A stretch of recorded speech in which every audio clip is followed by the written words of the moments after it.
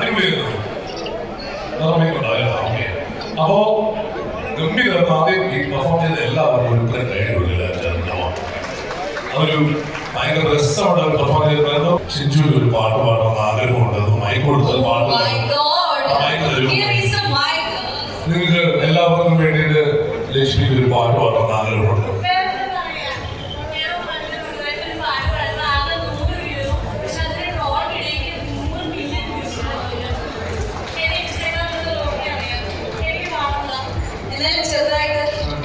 ചെറുതായിട്ടൊന്നും പാടിയില്ലേ? നമുക്ക് ആൾക്കാർ വേണ്ടേ?